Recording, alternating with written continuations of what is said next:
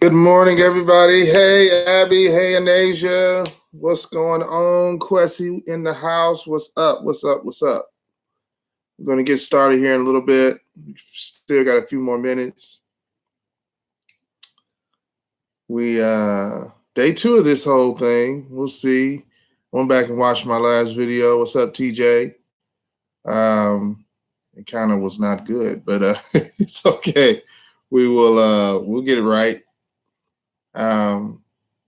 We'll do the best that we can. If you have your PowerPoint pulled up from yesterday, same exact PowerPoint, then go to page 51 or slide 51. And I want everybody to kind of do that warm up.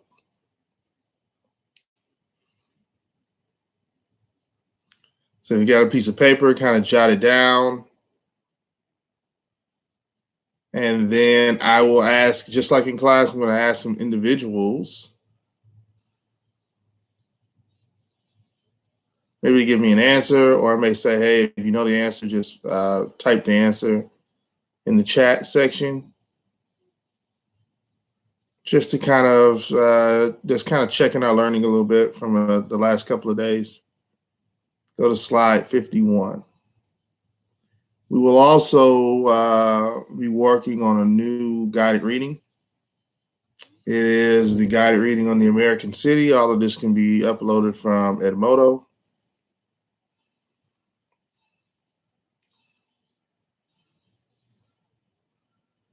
So we're going to be looking at same PowerPoint, different guided reading activity. We finished up the other guided reading activity. I think we did.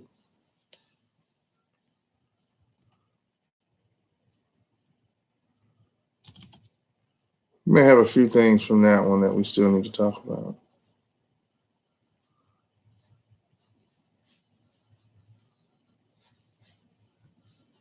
Let's see.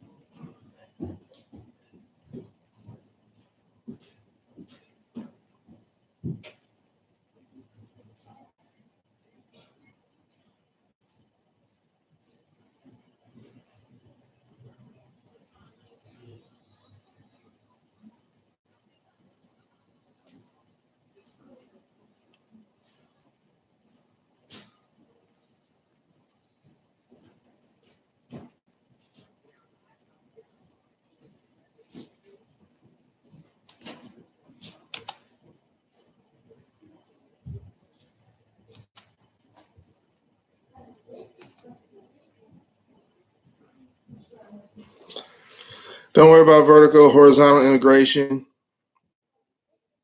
We don't need to worry about that. Corbin, my man, what's going on? Welcome to the chat.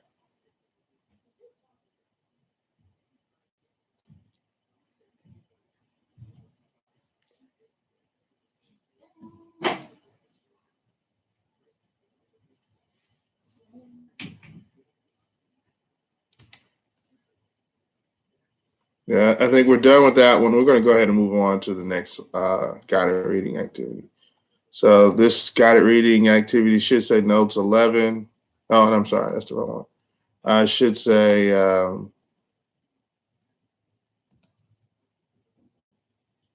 it should say notes 11, industrialization of the United States, the rise of the American city.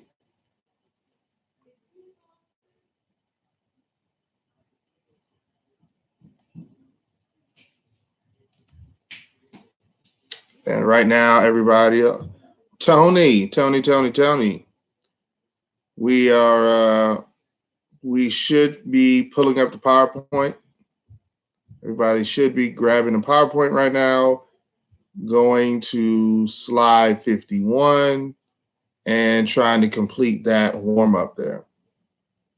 So just giving everybody a little bit of time. We're going to do maybe 5-10 minutes or so and give you guys some opportunity to do the warm up there.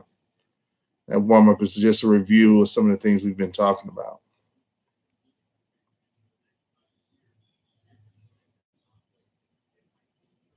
So if you are not with us, but you're going to be watching the recording, make sure you do the warm up on 51. Just as a little bit of review on slide 51 on the PowerPoint.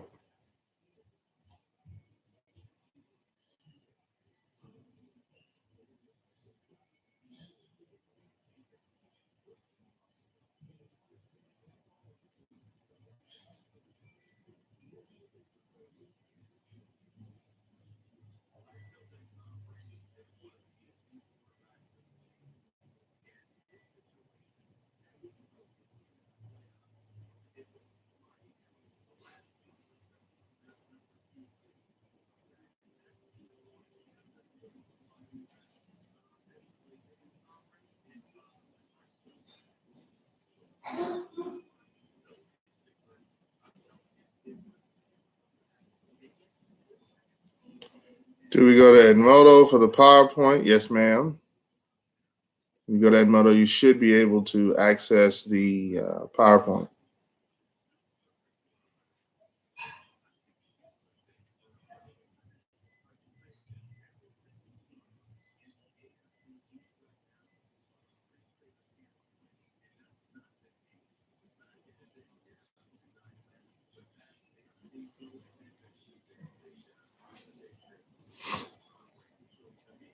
And this is the same PowerPoint we'll be working in. That we'll be working in for today. As I said before, we're not going to cover like the entire guided reading packet today. We're going to go pretty slow. We don't want to leave people behind. We don't want to make our sessions too long. We want to make it easy for people to keep up and do what they need to do as we kind of take this adventure into the unknown, you know.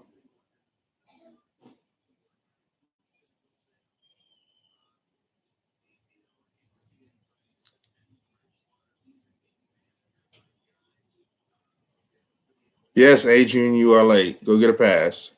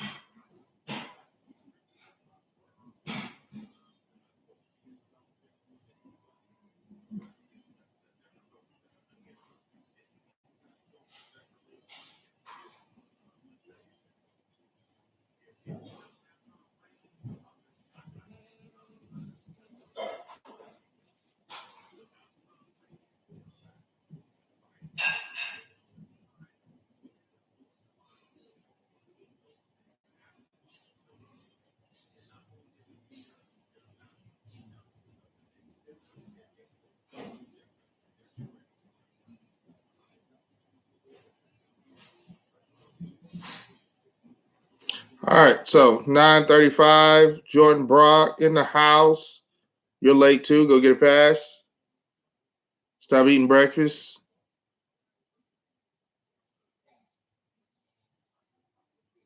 And no, you can't go to the vending machine.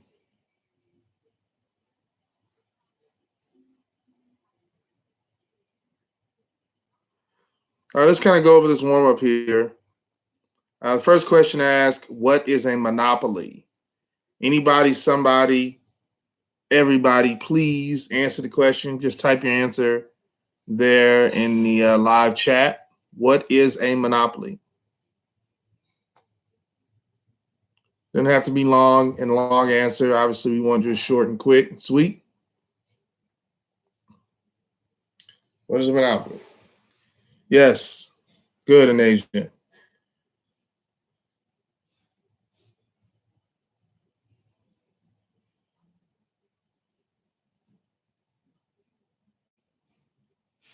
Yeah. Complete domination of a market is a monopoly. So that's good. Absolutely, Abby. A complete control of a product or a service. That's important to say as well. It's not just a product, but a service. Remember, we gave the example that a doctor can hold a monopoly. If he's the only person in a given area providing that service, then he's a monopoly. If he doesn't have any competition.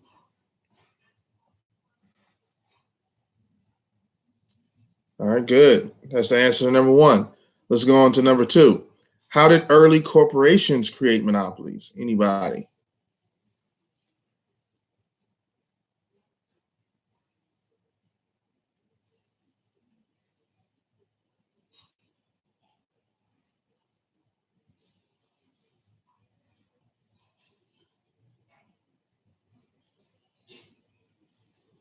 The PowerPoint is on Edmodo, Tony. If you go into your Edmodo, the last slide should be there. It should be there.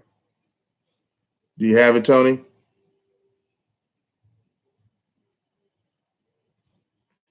Bringing down other businesses. Okay. True. Eliminating competition. Good.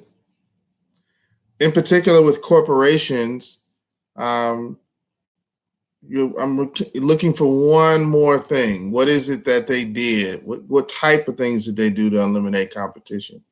We know that that's what monopolies do, but what type of things did they do to try and eliminate the competition?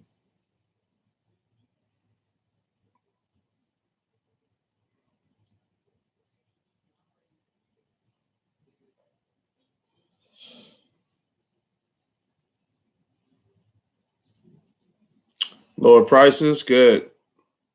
It's a good answer.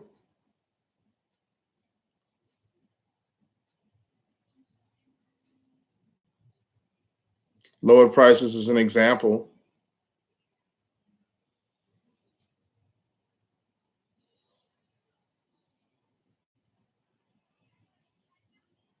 Advertising. Yep. Dominating advertising. All those are great answers. We can surmise all those answers into one thing, and that is anti-competitive conduct. So if you want to write that down, anti-competitive conduct. The second thing that those corporations did is that they merged together. This is what some of this vertical and horizontal integration deals with, but also merger. If remember, corporations when several people come together in order to build a company so that they can dominate a market. So corporations, you should see it as kind of several businesses, if you will, kind of coming together, or definitely several people coming together to build a company. So merging together, integrating together, as well as anti-competitive behavior, anti-competitive conduct. And some of you guys are listing what some of that anti-competitive conduct is, lowering prices below what your competitors can lower their prices, um, trying to dominate a market through dominating marketing, and so on and so forth. So all those things do fit underneath that. Those are good answers. I think we're on the right track there. How do monopolies hurt consumers? What do monopolies eliminate? It's probably maybe even a better question. What do monopolies eliminate? Good answer, Abby. Product quality.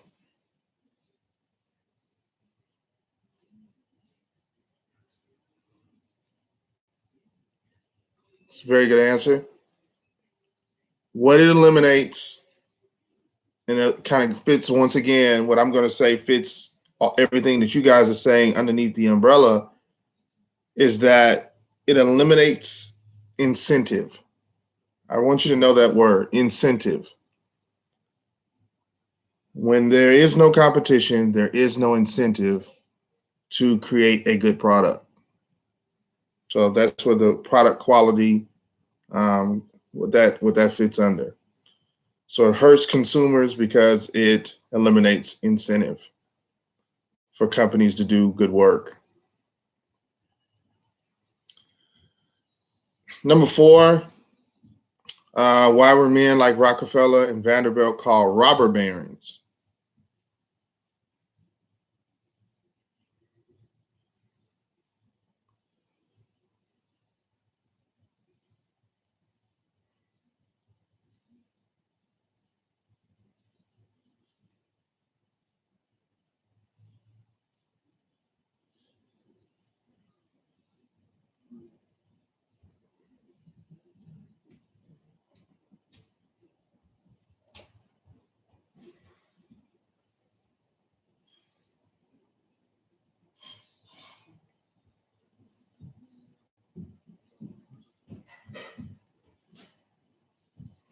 I have no idea.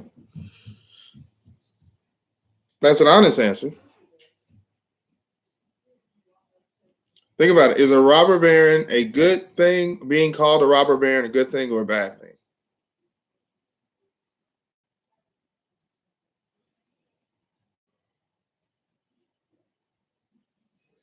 That's a perfect answer, Abby. That's a very good answer. Ruthless business practices is definitely a bad thing. Yep.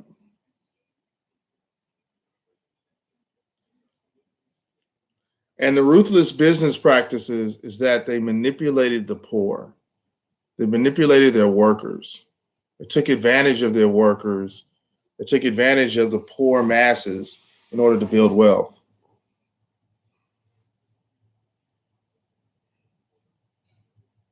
Yeah, good, Ashley.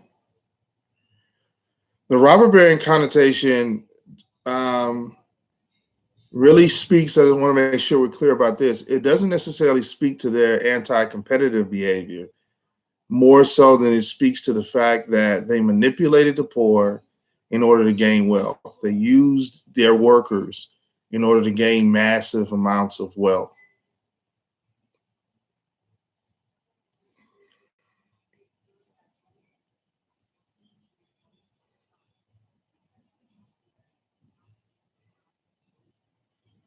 Okay? That's what a robber baron is. Just quickly, what is the positive connotation for people like Rockefeller and Vanderbilt? What was the term that was used to positively describe them?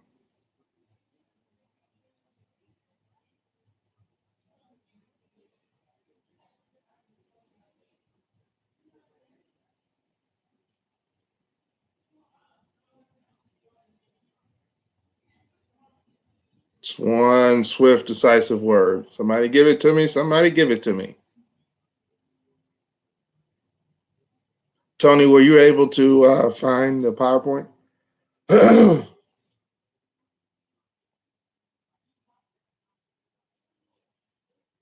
Not philanthropy. They they they they were very philanthropic. Philanthropists, they were philanthropists, and that is a positive connotation, but I'm looking for another term. That's kind of the nickname that they were given. Anyone that gives to a worthy cause is a philanthropist.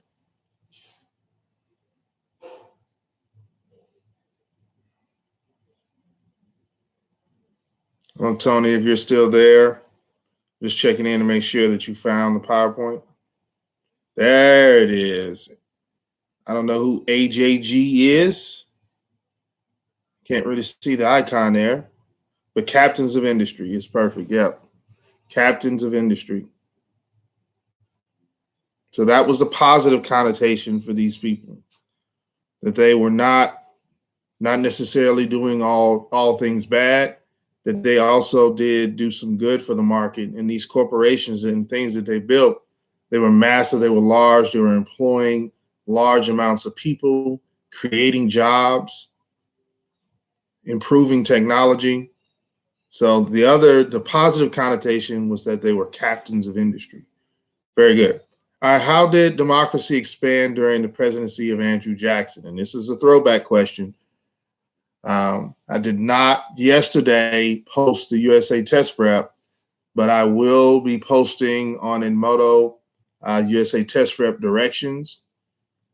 I'm just kind of trying to give everybody a chance to kind of get caught up on the digital learning and their other classes and things like that. But we will definitely start USA Test Prep, but this is kind of a throwback. Good, Tony. I'm glad that you found it.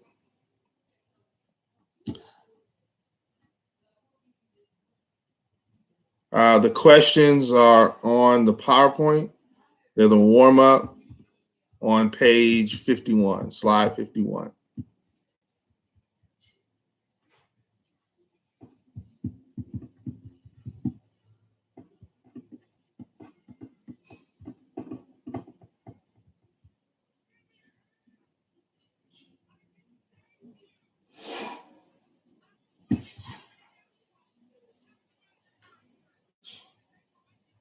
Anybody got an answer for Jackson?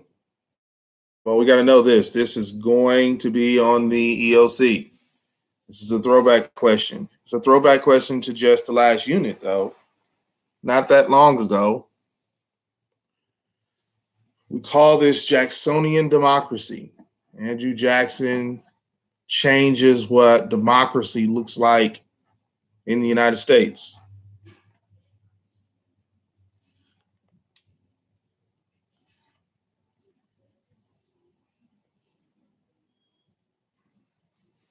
Anybody? All right, I'm going to go ahead and give you the answer. Andrew Jackson eliminates property requirements for voting. And because of that, more people in the United States get an opportunity to vote. Not just wealthy men, but all American men, white men at the time, were able to vote. So that expanded suffrage, that expanded the vote. Therefore, by expanding the vote, you expand democracy. More people are participating in government than ever before. So that era, that time, the time in which Andrew Jackson expanded democracy, he extended the vote to the common man. We call that Jacksonian democracy. Very, very, very, very important. You have to remember that. And he did that by eliminating property requirements. Okay, so remember that. Hold on to that. That's a very, very, very important question. It's your EOC question for today. Okay, let's go ahead and move into our conversation for today. Everyone should have the guided reading pulled up. If you haven't done so, some of you came a little bit late. Adrian, Jordan Brock. So those of you who came in a little bit late, we're notes 11. That's okay if you did. I'm just joking with you. Notes 11, The Rise of the American City. We should have that guided reading pulled up. And whether you're typing it in or you've printed it out or whatever you're doing, can I repeat number 4? Yes, absolutely. I can repeat number 4.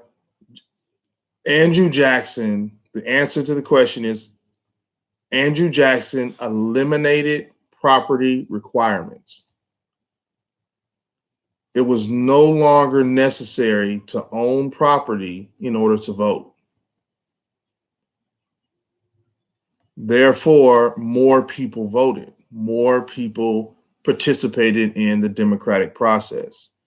So we consider that an expansion of democracy. More people in the United States are participating in the democratic process, so therefore democracy is expanding.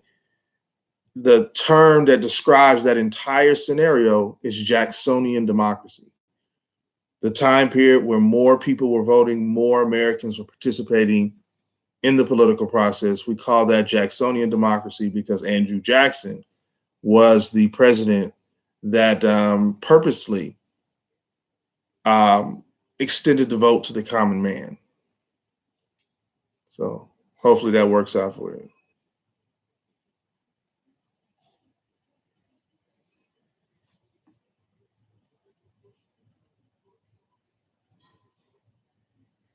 The answer to number two, I do want to move on. I don't know if there's a delay, but the answer to number two is how did early corporations create monopolies?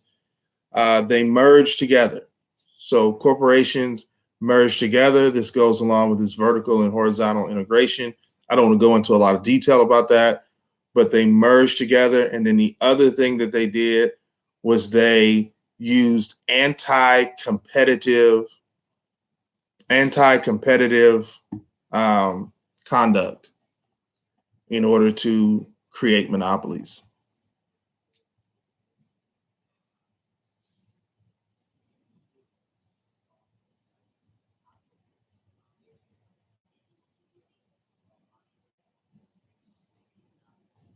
Oh, you asked me to repeat number four, not number five. I apologize. Ashley got you. I'm sorry about that. Yeah. All right. We're good to go, everybody. Hopefully. Thank you for joining today. Let's kind of move on. So we're moving on to the American city. And our first slide, we should be now on slide 52. You have a big picture there of Andrew Carnegie. It talks about the Bessemer process. And we discussed the Bessemer process a little bit before. But probably more than anything else, what really changed business, big business in America, is steel and the production of steel and how we can make steel and the effective manner in which the United States can now make steel. And we can attribute that change, that transformation to really one process, and that is the Bessemer process. So you see on the slide there, in the 1850s, the Bessemer process comes about, and it shortens the time it takes to transform iron into steel. And that changes things for the railroad, that changes things for the factories, that changes things for industry all across the world.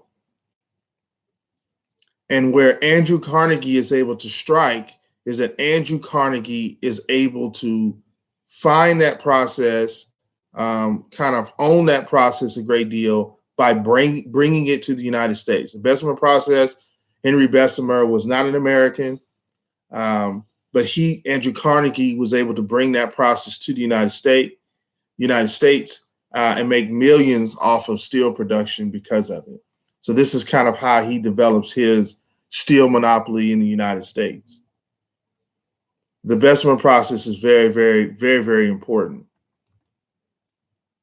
So on your guided reading notes, it says, what is it? It asks the question, what is the Bessemer process? The Bessemer process is the process, as you can see there on the slide, that shortens the time it takes to transform iron into steel. And then the next question is, how did it change industry? It allowed Andrew Carnegie to make millions off of steel production. Okay, so the two bullet points there should answer the two boxes on your guided reading. Okay. So moving on from that,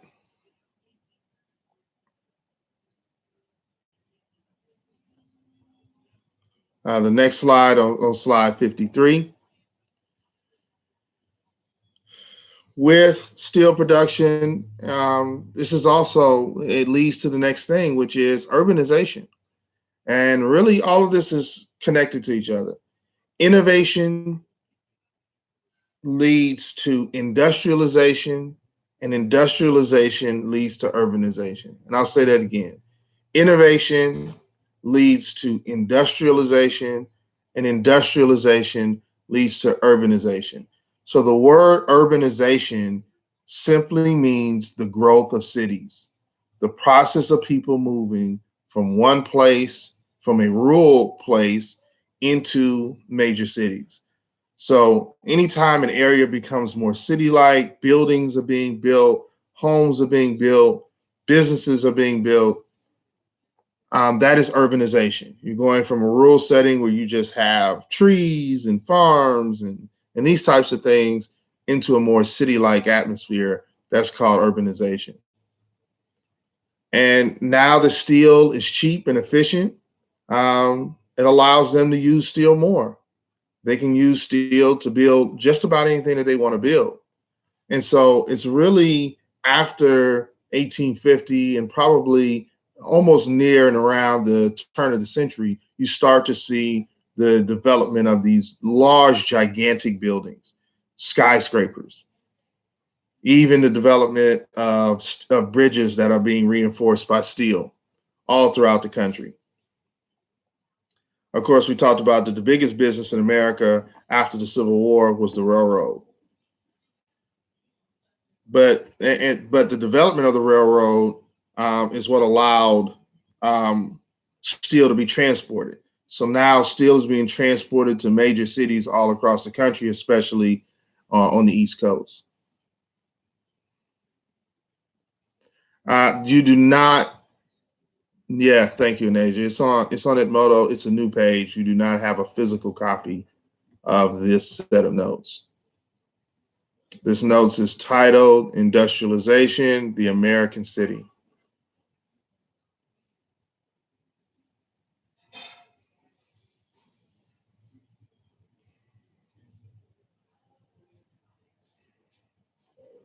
So going to the guided reading.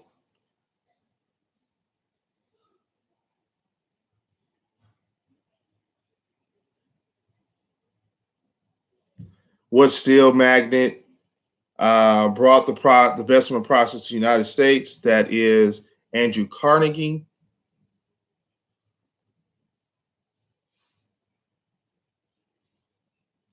And then what city would be home to Carnegie's steel empire due to its proximity to rivers, the Great Lakes, and the coal mines of Appalachia? That's going to be Chicago.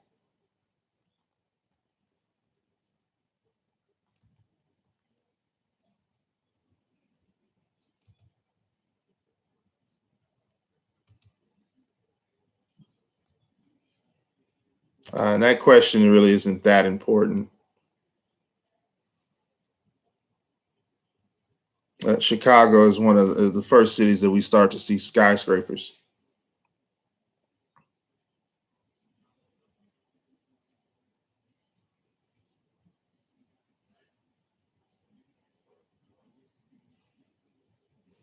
And then it says, explain how the mass production of steel impacted the railroad industry.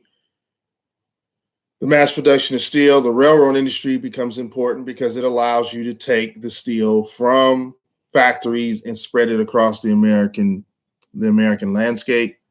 It allows you to take the steel from one city to another city, from one factory to another city. Um, U.S. Steel impacts American cities because you have the growth of American cities as a result of steel. The growth of American cities is defined by the word urbanization, which you see it says define urbanization. I don't think you need to define urban and urbanization, but you see on the slide is the definition of urbanization.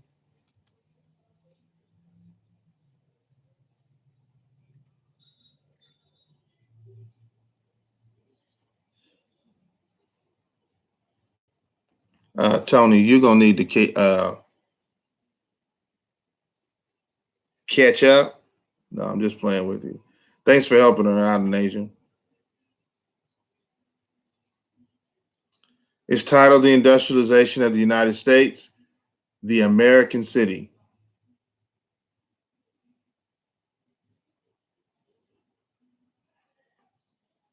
Yeah, the Monday, Tuesday, Wednesday thingy. But there's another post there that also the last post that I posted on Edmodo, I also put tabs to both the PowerPoint as well as the new guided reading.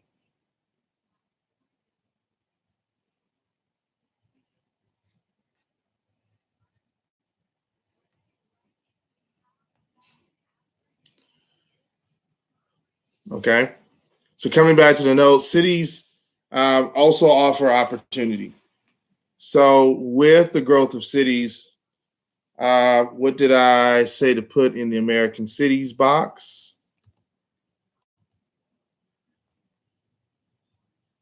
We haven't the immigration and the American city. We haven't discussed that box quite yet. Oh, I'm sorry.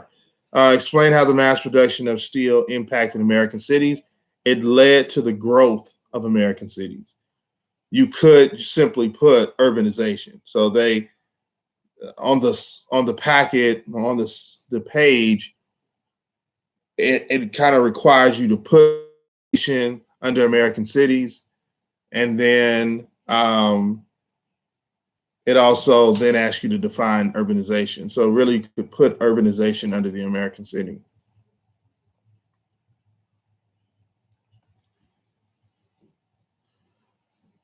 So we'll just do this next box and then we'll call it quits. Immigration and the American city, dominant country of origin of immigrants. So really, it talks about the fact that cities offer this opportunity. Growth of cities was the result of steel, absolutely. So, with these cities came opportunities and and more opportunities. So you had an influx of people leaving rural areas and coming into these large cities because there was job opportunities. Poor farmers who are really struggling, just barely getting by, they thought that it would be more beneficial to simply leave those farms or leave those sharecropping and tenant farming gigs that they had in the South or even out West and come into these big cities like New York and Chicago and just get factory jobs or get jobs doing anything. So the cities offered more opportunity. Plus, as I told you before, the biggest business in America was railroads. So wherever the railroad was being laid, immigrants, poor people, even African Americans, they flocked to places where railroad lines were being laid because you could always get a job with the railroad. So that really does start to change things. And as America begins to industrialize and urbanize, more and more immigrants began to come to the United States as well, trying to seize on the opportunities, and the new waves of immigrants began to arrive at America's shores, as it says on that next slide. Going to the next slide on page 55, you do have a new wave of immigrants that come. So on your guided reading, it asks the questions, the dominant countries of origin of immigrants during the colonial period. So we're going to, in the colonial period, for the most part, what you had coming to the United States were people from England, primarily, not completely, but they were people from England. They were people from Western Europe. From the Revolution to the Civil War, you had people still coming from Northern and Western Europe. And then post Civil War, you start to see a new wave of immigrants coming to the United States. And these people were coming from Southern and Eastern Europe. So that is the new immigrant.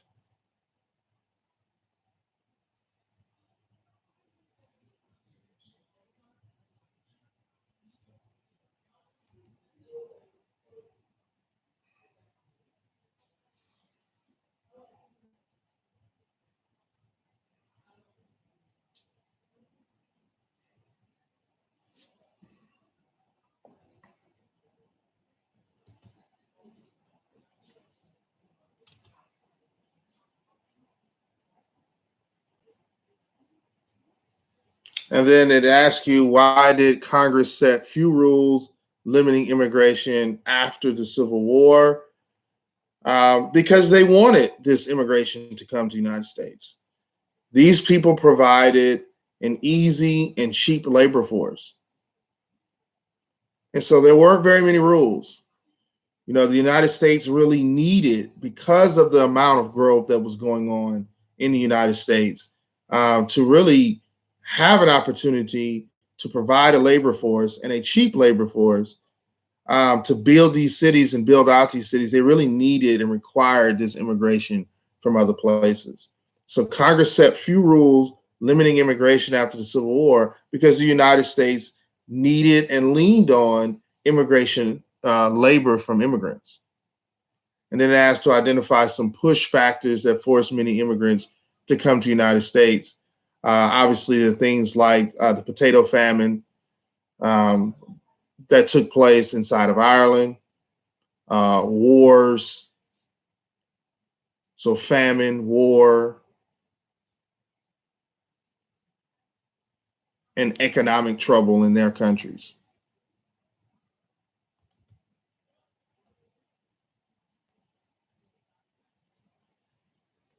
Go over immigration again.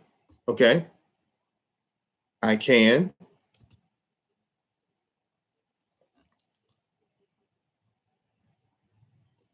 So, what do you have looking at your sheet? So, the immigration and the American city. So, for the colonial period, the majority of the people coming to the United States during the colonial period were coming specifically from England. But we can define that as just Western Europe. The revolution to the Civil War, you had an influx of Europe of people that came to the United States. They were coming primarily from Northern and Western Europe still. They weren't all English, but they were still coming from Northern and Western parts of Europe. And it's after the Civil War, where it says post Civil War, is when you start to see immigrants coming to the United States from other parts of Europe. You start to see immigrants coming from the southern parts of Europe, places like Italy, and even the eastern parts of Europe, places like Poland. And so you start to see the wave of immigration start to change a little bit. And in the early parts, just after the Civil War, there aren't very many rules, but there are going to be an increasing amount of apprehension about these new immigrants coming to the United States and what type of problems that would create. And then number two, it says identify some push factors that force many to migrate to the United States. And I gave you a couple. Famine is one, wars are another, and then lack of job opportunities or the economy where they are would be a third. So that would be some of the push factors. Okay.